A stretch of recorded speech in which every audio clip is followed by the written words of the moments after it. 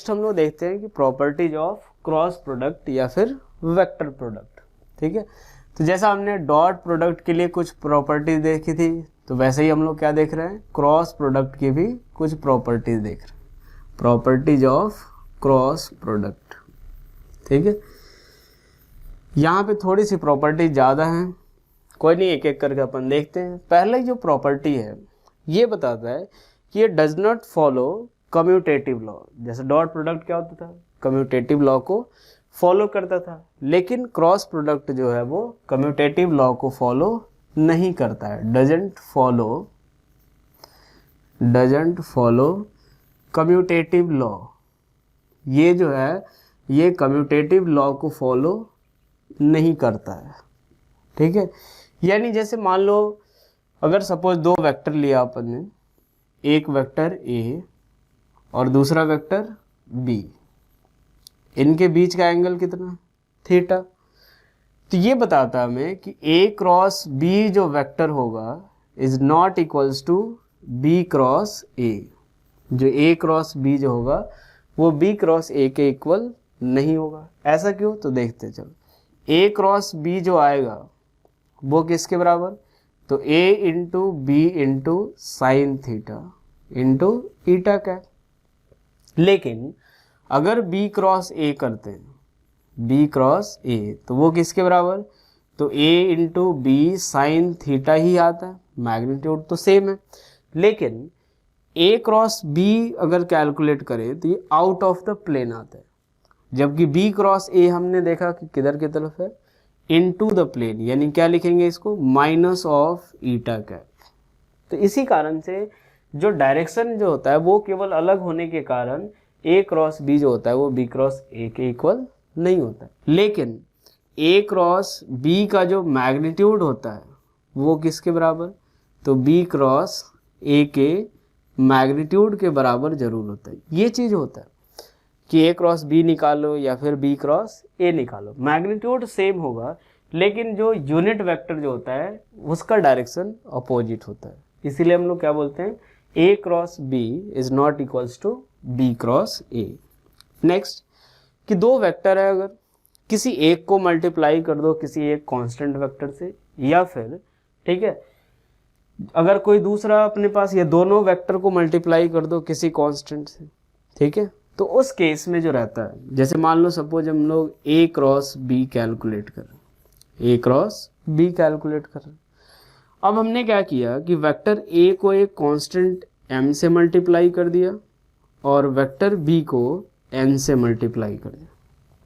ठीक है, तो ये क्या होगा कि अगर हम लोग मल्टीप्लाई कर रहे हैं m इंटू ए को क्रॉस प्रोडक्ट कर रहे हैं किसके साथ, n इंटू बी के साथ। अब किसका क्रॉस प्रोडक्ट कर रहे हैं, m इंटू ए वेक्टर और n इंटू बी वेक्टर का। तो यहाँ से क्या आएगा, m इंटू ए वेक्टर का magnitude into n into B vector का मैग्नीट्यूड इंटू उनके बीच का angle theta, sine theta into eta का। तो ये पूरा का पूरा क्या होगा, क्या लिख सकते हैं, m into n into A B sine theta into eta का, यही आएगा। अब एक बार देखो ये क्या शो कर रहा है कि m into n into A cross B, यानी अगर किसी एक वेक्टर को या दोनों वेक्टर को आप अगर किसी कांस्टेंट से मल्टीप्लाई करते हो तो पूरा का पूरा जो क्रॉस प्रोडक्ट होता है जो ए क्रॉस बी वो किससे मल्टीप्लाई हो जाएगा, m इंटू एन से मल्टीप्लाई हो जाएगा। ठीक है, नेक्स्ट प्रॉपर्टी देखते हैं थर्ड, कि अगर यूनिट वेक्टर है, सपोज दो वेक्टर हमने लिया, एक यूनिट वेक्टर a और दूसरा यूनिट वेक्टर b। ठीक है, तो इनका जो क्रॉस प्रोडक्ट आएगा यानी A cap cross B cap वो किसके बराबर, तो यार ए कैप का मैग्नीट्यूड इंटू बी कैप का magnitude into sine theta into जो भी उसका डायरेक्शन हुआ, तो ये किसके बराबर आएगा, sign theta into eta cap. क्योंकि ए का मैग्नीट्यूड क्या होगा 1, बी का मैग्नीट्यूड 1।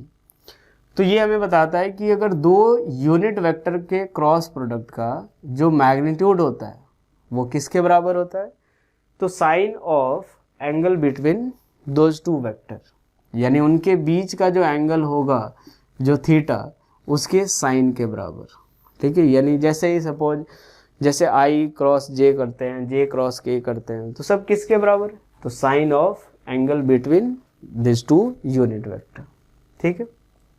नेक्स्ट प्रॉपर्टी कि अगर एक वेक्टर को उसी वेक्टर के साथ अगर मल्टीप्लाई करते हैं, यानी हम लोग जैसे एक वेक्टर ए ले रहे हैं, अगर इसका क्रॉस प्रोडक्ट हम लोग इसी वेक्टर ए के साथ करें तो ये कितना आएगा?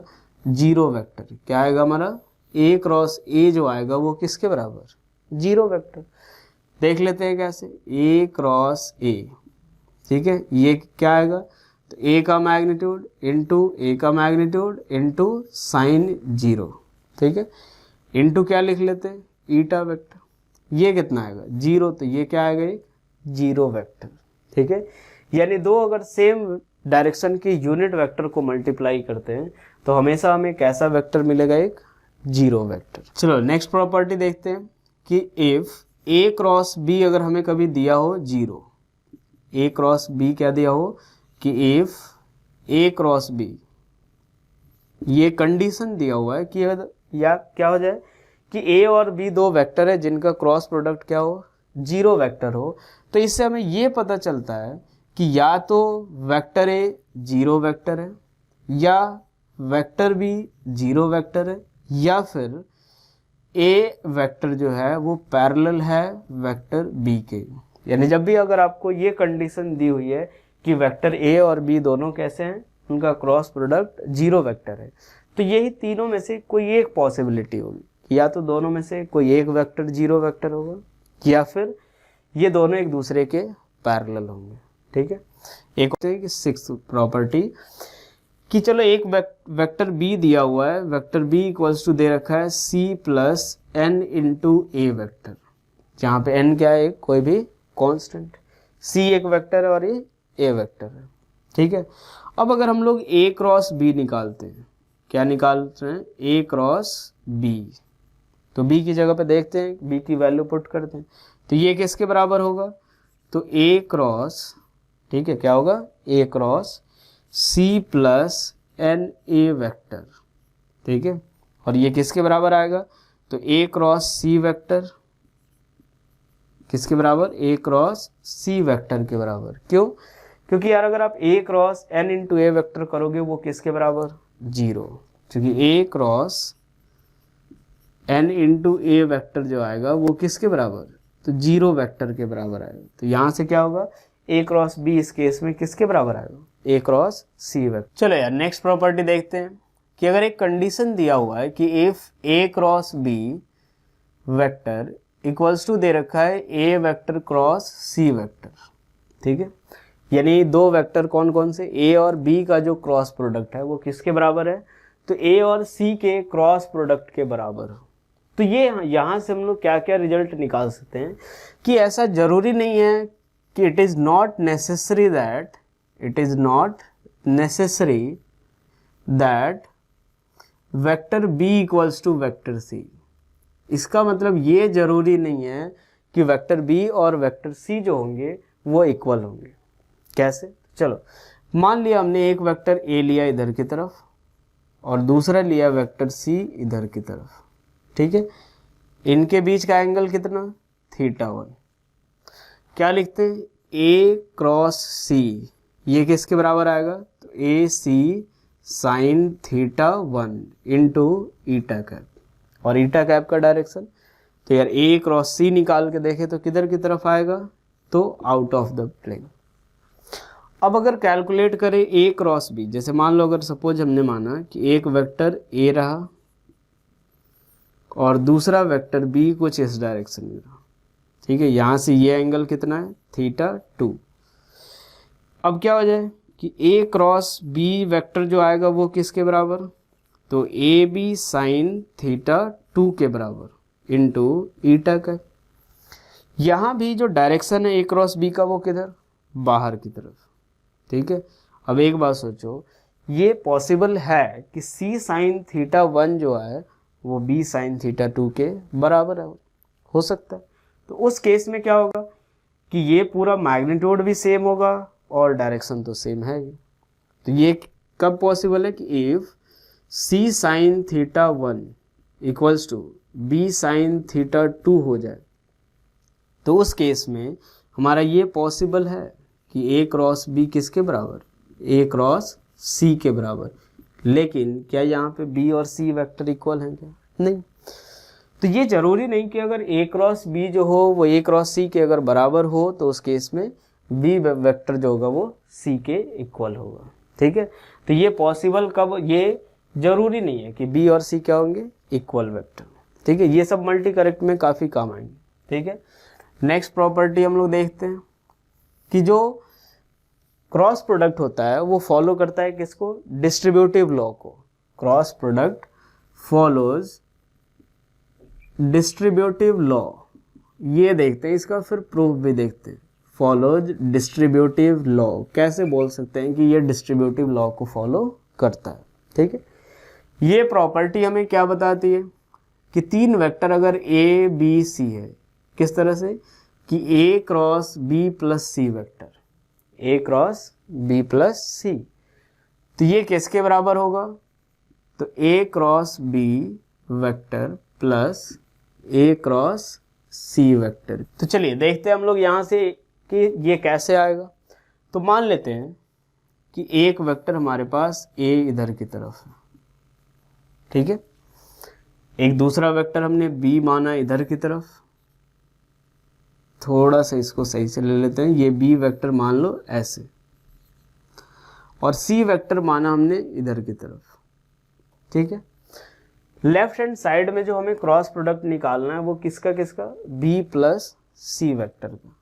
तो मान लेते हैं कि let B plus C vector is equals to R vector, B plus C vector का रिजल्टेंट आर वेक्टर माना अपन ने, और इन दोनों का रिजल्टेंट क्या होगा, तो बी के टेल से सी के हेड को ज्वाइन करो, यही होगा आर वेक्टर।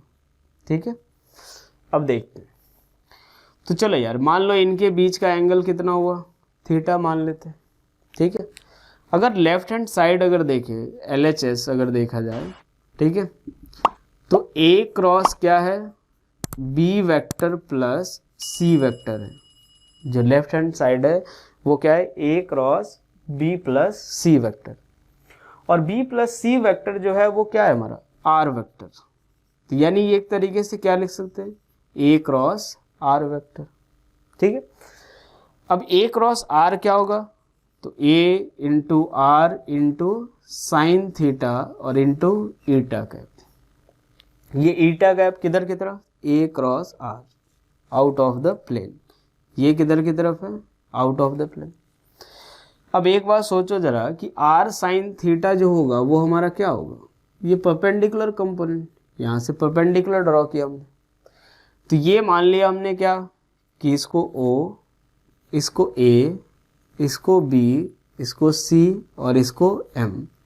ठीक है, एक तरीके से ये लिख सकते हैं, A को क्या लिख सकते हैं, A इंटू जो R साइन थीटा है उसको क्या लिख सकते हैं हम लोग, CM के बराबर, R साइन थीटा को CM इंटू क्या लिखेंगे, ईटा कैप। ठीक है भाई, तो चलो अब इसमें थोड़ा सा एक और ड्राइंग करें कि ये इस तरह से देखें। ठीक है, तो जो B का परपेंडिकुलर कंपोनेंट होगा वो ये रहा, और C का परपेंडिकुलर कंपोनेंट ये रहा। ठीक है, इसको अगर हम लोग मान लेते हैं N, तो ये पार्ट और ये पार्ट सेम, तो हम लोग क्या लिख सकते हैं इसको, तो A इंटू CM को क्या लिख सकते हैं, तो CN plus NM, CN plus NM ईटा का, यही लिख सकते हैं। अगर इसको ओपन करें तो क्या आएगा, A into CN into eta cap plus A into NM into eta cap, ये लिख सकते हैं इसको। अब एक तरीके से CN क्या है हमारा, जो CN है वो परपेंडिकुलर कंपोनेंट ऑफ C है। यानी एक तरीके से ये एक्सप्रेशन को अगर ऑब्जर्व करें तो ये क्या है कि magnitude of A into perpendicular component of C, यानी ये हमारा एक तरीके से क्या दे रहा है कि A क्रॉस, ये पूरा पार्ट क्या दे रहा है, A क्रॉस C, और ये हमारा क्या होगा, तो a इंटू एन एम, ये क्या है हमारा परपेंडिकुलर कंपोनेंट ऑफ b, तो यानी a into perpendicular component of b into ई टेक है, तो ये क्या होगा a क्रॉस b। यही हमने देखा था कि a क्रॉस b प्लस सी किसके बराबर, a cross b plus a cross c। Commutative law से तो बोल ही सकते हैं रेडिसन के हिसाब से कि ये किसके बराबर होगा कि a cross b plus a cross c के। तो ये जो क्रॉस प्रोडक्ट होगा वो किसको फॉलो करेगा, डिस्ट्रीब्यूटिव लॉ को फॉलो करता है। ठीक है, हम लोग देखते हैं 9th property, area of parallelogram calculate करते हैं। एरिया ऑफ पैरेललोग्राम, ठीक है, दो तरह से हम लोग एरिया कैलकुलेट करेंगे क्रॉस प्रोडक्ट का यूज करके। ठीक है, एक केस में मानते हैं कि इन टर्म्स ऑफ साइड, एक केस में इन terms of sides of parallelogram, sides of parallelogram. ठीक है, यानी अगर दो पैरेललोग्राम जो बना हुआ है ये मान के चल रहे हैं कि उसके दो साइड्स दिए हुए हैं। ठीक है, पहले एक पैरेललोग्राम बनाते हैं। ये एक पैरेललोग्राम एक वेक्टर a से बना है और दूसरा साइड जो है वो वेक्टर b से बना हुआ है। ठीक है, यहाँ से ऐसा ही बनाते हैं, ये वेक्टर b होगा और ये वेक्टर a होगा। ठीक है, ये हमारा एक पैरेललोग्राम हो गया। ठीक है, ये मान लेते हैं o a b c मान लो। ठीक है, तो हमें ये वेक्टर a दिया हुआ है, मतलब साइड्स दिए हुए हैं, तो इसके साइड्स के फॉर्म में हम लोग एरिया कैसे कैलकुलेट करेंगे। तो यार एक बार देखो कि एरिया ऑफ पैरेललोग्राम जो होता है, एरिया ऑफ पैरेललोग्राम वो किसके बराबर होता है, तो बेस इंटू हाइट, ये सभी को पता होगा यार, base into height of parallelogram. ठीक है, बेस कौन सा हुआ OA और इनटू हाइट अगर देखें तो क्या आएगा, तो हाइट यहाँ से परपेंडिकुलर ड्रॉ करो। ठीक है, ये मान लेते हैं एंगल कितना है थीटा, यानी कितना आएगा BM, यही आएगा। ठीक है, अब एक बात सोचो OA क्या है हमारा, तो OA क्या है हमारा A। अगर सपोज इस वेक्टर का मैग्नीट्यूड कितना है A, इस वेक्टर का मैग्नीट्यूड B, OA जो है वो हमारा क्या है A और जो BM है वो क्या है, तो इस वेक्टर B का परपेंडिकुलर कंपोनेंट, यानी क्या है B साइन थीटा। देखो ये क्या आएगा एक तरीके से कि A क्रॉस B का मैग्नीट्यूड है, ये क्या है हमारा A क्रॉस B का मैग्नीट्यूड, यानी एरिया ऑफ पैरेललोग्राम जो आएगा वो क्या होगा कि दो साइड्स अगर दिए हुए हैं, जिन दो साइड दो वेक्टर साइड से मिल करके बना हुआ है, ठीक है, उनके क्रॉस प्रोडक्ट का मैग्नीट्यूड। ठीक है, केस 2 देखते हैं, किसके टर्म्स में, इन टर्म्स ऑफ डायगोनल। केस 2 देखते हैं इन टर्म्स ऑफ डायगोनल। अगर डायगोनल के टर्म्स में अगर निकालें तो कैसे क्या होगा। ठीक है, तो ये तो हमें पता चल गया कि A क्रॉस B का, A और B क्या है वहाँ पे दो साइड से पैरेललोग्राम की, और उनका क्रॉस प्रोडक्ट का जो मैग्नीट्यूड होगा वो हमें क्या देगा, एरिया वेक्टर। ठीक है, तो चलो अगर मान लो कभी अगर हमें डायगोनल दिया हो तो कैसे कैलकुलेट करेंगे। तो मान लिया एक पैरेललोग्राम का एक साइड ये रहा वेक्टर A, दूसरा वेक्टर ये रहा B। ठीक है, पहले एक पैरेललोग्राम बना लेते हैं यार, ये रहा हमारा वेक्टर A और ये वेक्टर B। अब हमें जो दिया है वो डायगोनल्स दिए होंगे। डायगोनल कौन कौन से, तो ये एक डायगोनल यहाँ से इसको ज्वाइन करो, ये हमारा क्या हो गया D1 वेक्टर, और एक डायगोनल ऐसे दिया हुआ है D2 वेक्टर। ठीक है भाई, D1 और D2। मान लो अगर हमें डायगोनल दिया हो तो कैसे एरिया कैलकुलेट करेंगे। तो चलो अगर हम लोग पहले इनका नाम लिख लेते हैं O A B C। ठीक है, तो एक बार देखो अगर ये ट्राइंगल OAC अगर कंसीडर करें तो क्या लिख सकते हैं, ट्राइंगल कौन सा OAC, इन दोनों का रिजल्टेंट ये D1 वेक्टर, वेक्टर ए और ये कौन सा है, वेक्टर बी, इन दोनों का रिजल्टेंट कौन सा होगा, D1 वेक्टर। तो क्या लिखेंगे, vector A plus vector B equals to D1 vector, ये लिखेंगे। चलो अब यहां से देखते हैं, अगर D2 की बात करें, ट्राइंगल कौन सा, OAB, OAB की बात करें तो A वेक्टर और D2 वेक्टर का रिजल्टेंट कौन सा होगा, B वेक्टर। तो क्या लिखेंगे, तो A vector plus D2 vector equals to B vector. ये आ रहा है सभी को समझ में। ये किस ट्राइंगल से लिखा अपन ने, ट्राइंगल OAC, ये किस ट्राइंगल से, OAB, ठीक है। Triangle law of vector addition apply किया अपन। इसमें क्या लिख सकते हैं कि D2 वेक्टर इक्वल्स टू, तो vector B minus of vector A। अब एक काम करते हैं कि D1 और D2 का क्रॉस प्रोडक्ट करते हैं, D1 cross D2, D1 cross D2 करते हैं। तो D1 की जगह क्या लिखा अपन ने, तो A प्लस B और क्रॉस D2 की जगह तो B vector minus A vector, ये लिखेंगे, ठीक है भाई। अब क्या करेंगे, यहाँ से इसको एक बार मल्टीप्लाई करेंगे तो क्या आएगा, तो A क्रॉस पूरे में मल्टीप्लाई करो B minus A plus B vector को मल्टीप्लाई करो किससे, तो B vector minus A vector, यही आएगा।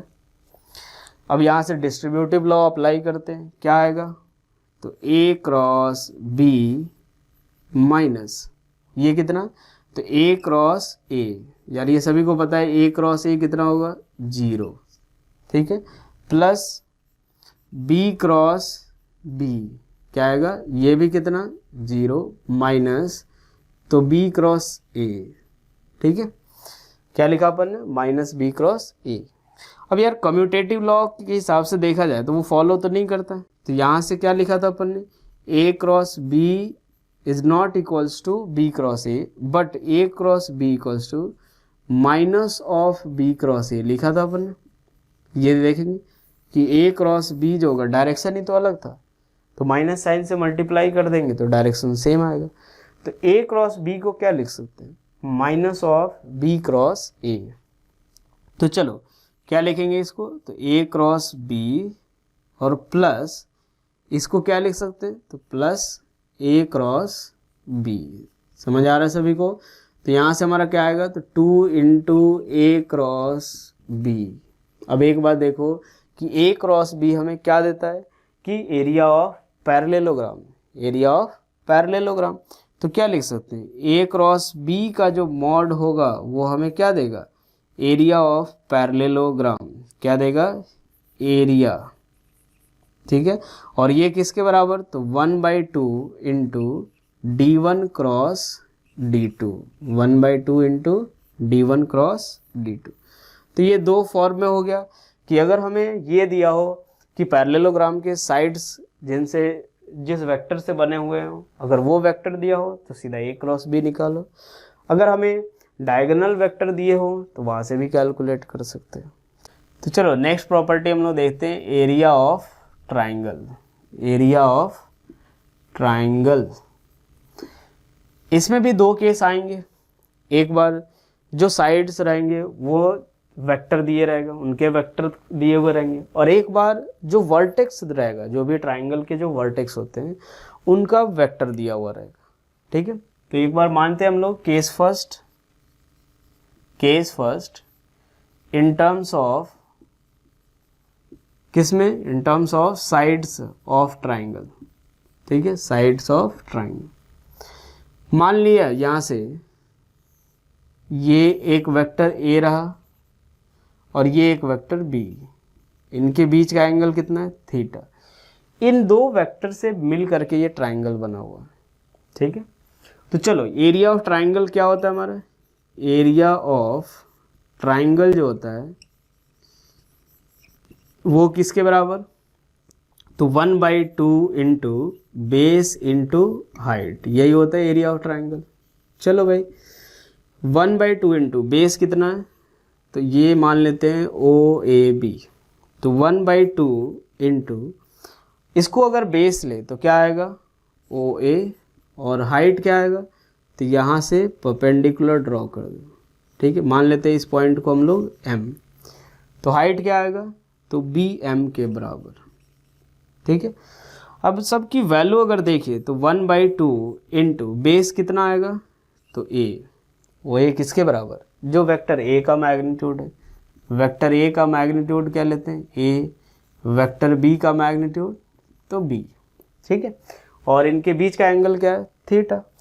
तो ए इंटू बी एम हमारा क्या होगा, कि बी का परपेंडिकुलर कंपोनेंट किसके, ए के, तो क्या लिखेंगे इसको, बी साइन थीटा। फिर से देखो अपने पास क्या आ रहा है, ए बी साइन थीटा, यानी ये एक तरीके से क्या है, तो 1/2 इंटू किसका क्रॉस प्रोडक्ट, तो ए क्रॉस बी का क्रॉस प्रोडक्ट, यही हमारा क्या होगा, एरिया। तो ट्राइंगल का एरिया साइड्स के फॉर्म में कितना, तो जो ए क्रॉस बी जो साइड्स जो दिए हुए रहेंगे उनके क्रॉस प्रोडक्ट के मैग्नीट्यूड का हाफ। अब कभी क्या रहेगा कि हमें उनके वर्टेक्स, जैसे ये वर्टेक्स हो गया, तो उनका पोजीशन वेक्टर दिया रहेगा या इनका कोऑर्डिनेट दिया रहेगा, उसके फॉर्म में निकालते हैं, ठीक है। तो केस 2 निकालते हैं, case 2 in terms of position vector of vertex, position vector of vertex, जो भी ट्राइंगल है उसके वर्टेक्स के पोजीशन वेक्टर के फॉर्म में, ठीक है। तो चलो मान लेते हैं यहाँ से ये वाई एक्सिस लिया अपन ने, ये एक्स एक्सिस, ठीक है। ये ऐसा एक ट्राइंगल दिया होगा,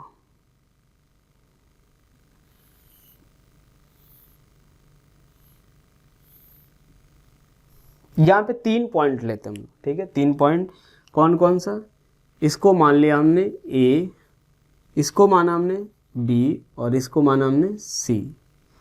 इसका पोजीशन वेक्टर ओ ए, इसका पोजीशन वेक्टर क्या रहेगा, ओ ए।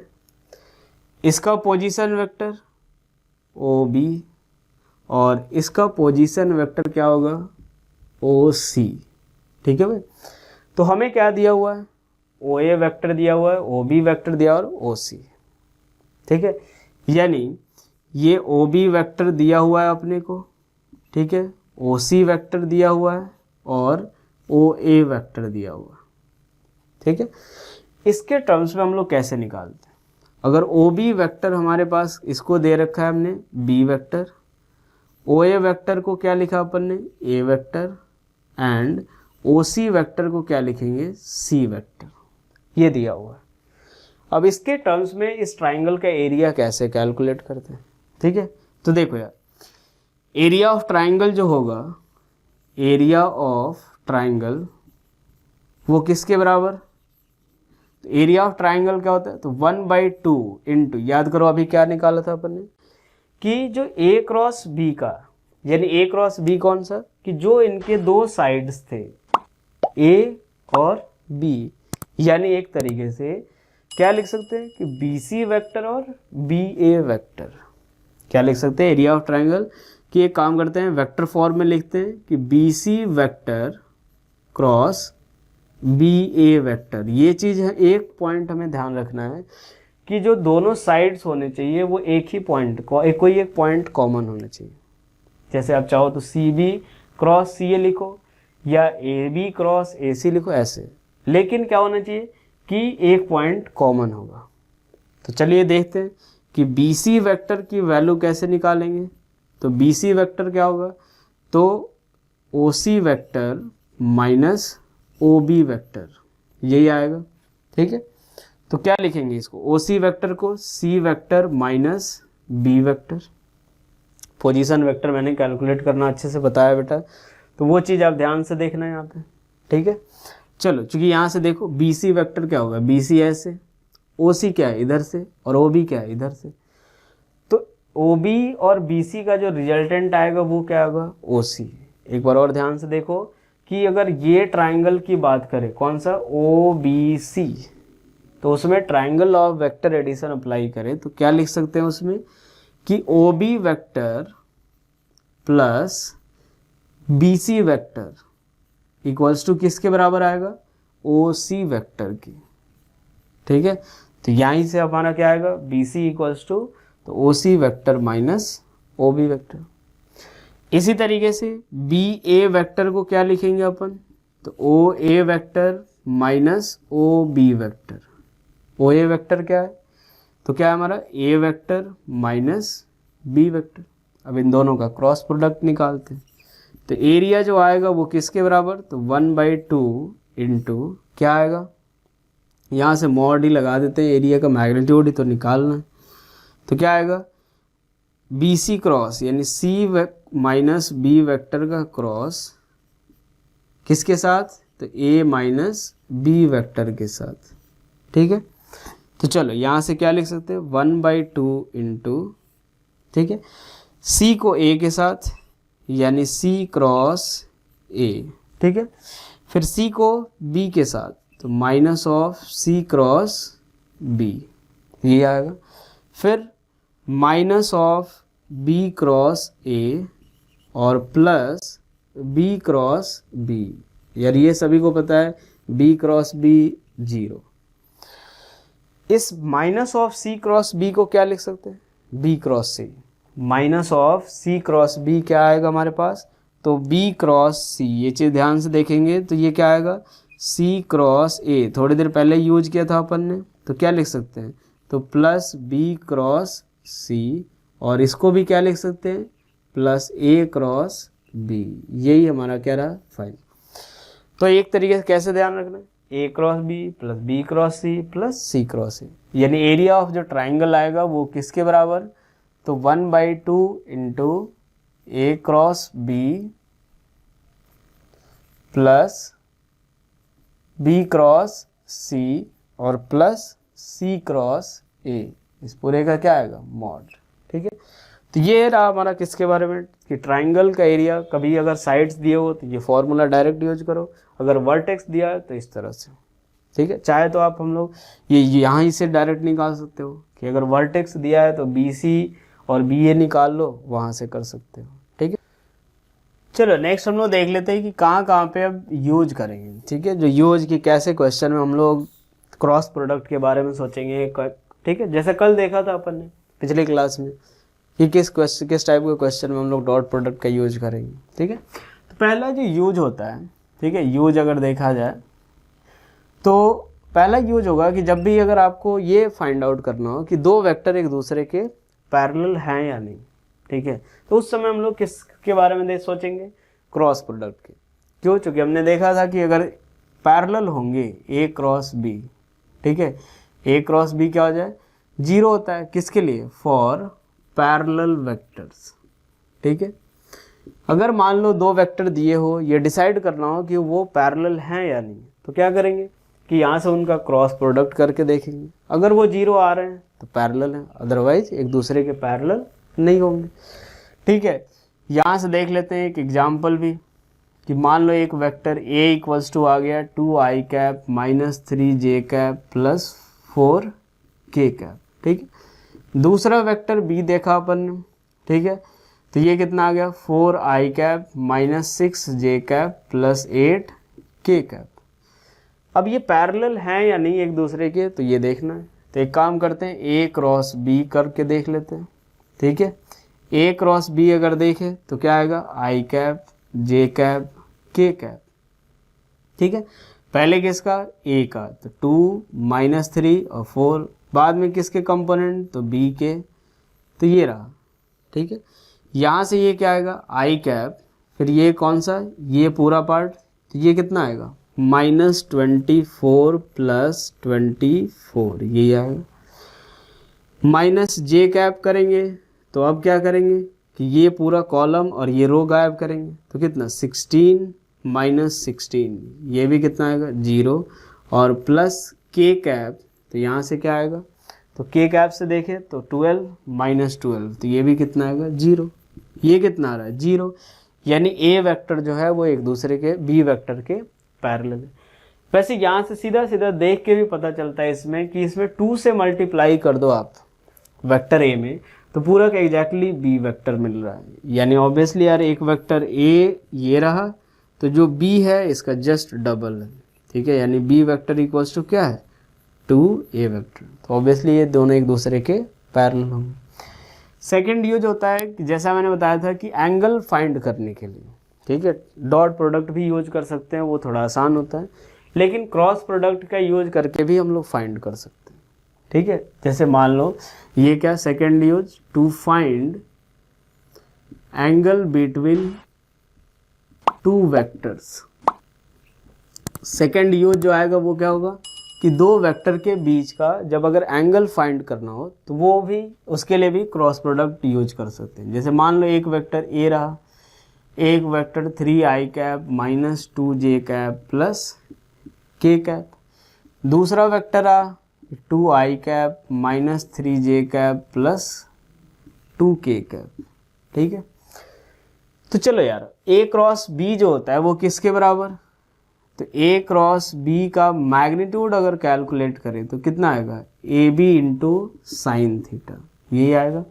हमें क्या निकालना है, उनके बीच का एंगल। तो क्या लिख सकते हैं कि साइन थीटा इक्वल्स टू क्या लिख सकते हैं ए क्रॉस बी का magnitude upon magnitude of A into magnitude of B, ठीक है। तो चलो यार पहले ए क्रॉस बी निकालना पड़ेगा इसके लिए। तो ए क्रॉस बी का मैग्नीट्यूड अगर निकालना हो तो कैसे लिखते हैं, एक मिनट बेटा, यहाँ भी ए क्रॉस बी का ये ए क्रॉस बी अगर निकालना हो, ठीक है, तो ए क्रॉस बी किसके बराबर, तो पहले क्या करेंगे आई कैप जे कैप के कैप, ठीक है।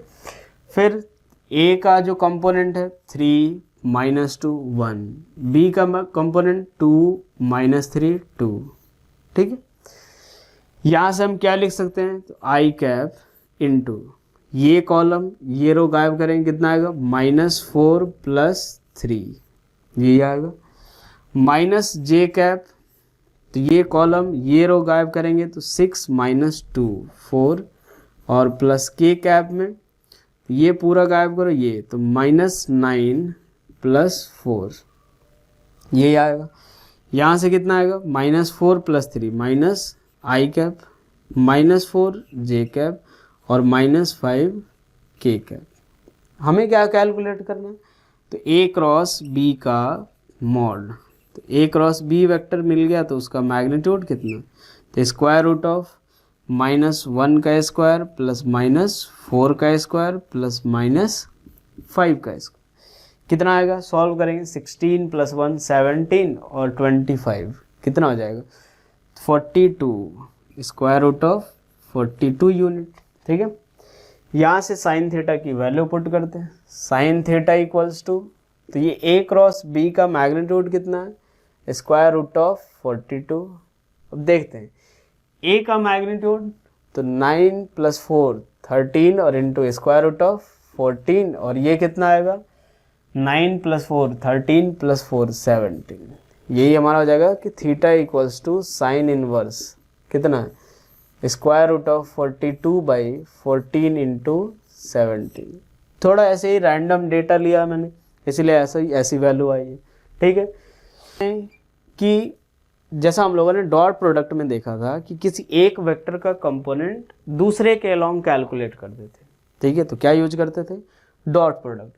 अब यहाँ क्या रहेगा कि एक वेक्टर का कंपोनेंट दूसरे के परपेंडिकुलर निकालना है तो क्रॉस प्रोडक्ट यूज करते हैं। यानी यहाँ से टू फाइंड क्या करेंगे, to find component of a vector perpendicular to another vector, ठीक है। ये जैसे मान लिया दो वेक्टर हमने लिया, एक vector 2i cap plus 3j cap minus 2k cap, दूसरा vector i cap minus 2j cap plus 3k cap. अगर हमसे ये पूछा जाए कि find component of vector b perpendicular to किसके, a वेक्टर के, कि b वेक्टर का कंपोनेंट निकालना है a के परपेंडिकुलर, ठीक है। तो देखो यार a क्रॉस b जब हम लोग निकालते थे a क्रॉस b, ये हमें क्या बताता था तो A B sine theta into eta, यही था। जैसे देखो कि एक वेक्टर ए रहा और दूसरा वेक्टर बी, ठीक है, इनके बीच का एंगल कितना, थीटा। तो ये जो कंपोनेंट होता था जो बी साइन थीटा, ये हमारा क्या होता था कि ए के परपेंडिकुलर होता था, ए के परपेंडिकुलर। यानी हमें क्या निकालना है कि बी साइन थीटा की वैल्यू, तो बी साइन थीटा को हम लोग क्या लिख सकते हैं कि ए क्रॉस बी का मैग्नीट्यूड अपॉन मैग्नीट्यूड ऑफ ए। तो बस अब हमें क्या करना है कि ए क्रॉस बी का मैग्नीट्यूड निकालो अपॉन मैग्नीट्यूड ऑफ ए। तो चलो यार, ए क्रॉस बी हम लोग निकाल सकते हैं। ए क्रॉस बी का अगर मैग्नीट्यूड निकालना तो डिटर्मिनेंट वाले मेथड से निकालते हैं, आई जे के, ठीक है। ये कितना, 2 3 -2 1 -2 और 3।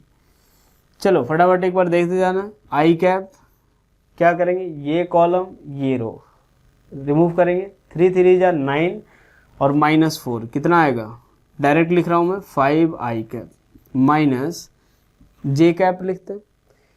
ये कॉलम ये रो गायब करेंगे, 3 2 जा 6 और +2 कितना आएगा 8, ठीक है। 6 + 2 8 जे कैप प्लस के कैप में क्या लिखेंगे, ये कॉलम ये रो, तो -4 -3 तो कितना आएगा -7 के कैप। तो ए क्रॉस बी का जो मैग्नीट्यूड हुआ वो किसके बराबर होगा, तो स्क्वायर रूट ऑफ 5 का स्क्वायर प्लस -8 का स्क्वायर प्लस -7 का स्क्वायर, ठीक है। अब इसको सॉल्व कर लेंगे, कितना आएगा 25 प्लस 64 और प्लस कितना आएगा 49, ये कितना आएगा स्क्वायर रूट ऑफ 138, ठीक है। तो चलो भाई बी साइन थीटा यानी किसके बराबर, तो B sine theta equals to square root of 138 upon जो मैग्नीट्यूड ऑफ क्या आएगा ए, तो 4 + 9 13 + 4 स्क्वायर रूट ऑफ 17, यही आ जाएगा, ठीक है। तो एक तीसरा यूज हमने क्या देखा, कंपोनेंट निकालने के लिए। एक लास्ट यूज देखना कि अगर हमें कोलिनियरिटी चेक करनी हो, ठीक है, कि 3 वेक्टर दिए हों और ये पूछा जाए कि वो कोलिनियर है या नहीं, कि जैसे मान लो कोई भी ए बी सी वेक्टर दे दिए, ठीक है, 3 vector A vector B vector और सी वेक्टर दिए हो, ठीक है, और हमसे ये पूछा जाए कि ये तीनों वेक्टर कोलिनियर हैं या नहीं, ठीक है। तो एक बात सोचो कि अगर कोलिनियर नहीं होंगे तो एक ट्राइंगल फॉर्म करेंगे। ऑब्वियसली अगर एक कोलिनियर का मतलब क्या हुआ, एक लाइन के अलॉन्ग नहीं अगर हुए तो क्या होगा, एक ट्राइंगल फॉर्म करेंगे। तो अगर ट्राइंगल का एरिया अगर 0 आ जाए, ट्राइंगल का एरिया कितना 0 आ जाए, तो ये क्या होगा कि तीनों वेक्टर क्या होंगे कोलिनियर। तो यानी क्या लिखेंगे कि इफ एरिया ऑफ ट्राइंगल के लिए हमने क्या कंडीशन देखा था कि 1/2 into A cross B plus B cross C और प्लस सी क्रॉस ए, ठीक है। अगर ये क्या आ जाए 0 आ जाए, क्या आ जाए 0, तो हमारा क्या होगा, तीनों पॉइंट्स कोलिनियर होंगे। तो इसी को क्या बोलते हैं, condition of collinearity, condition of collinearity, ठीक है। तो ये चलो ये रहा हमारा पूरा वेक्टर प्रोडक्ट, ठीक है, क्या उसकी प्रॉपर्टीज हैं, क्या उसके यूजेज हैं।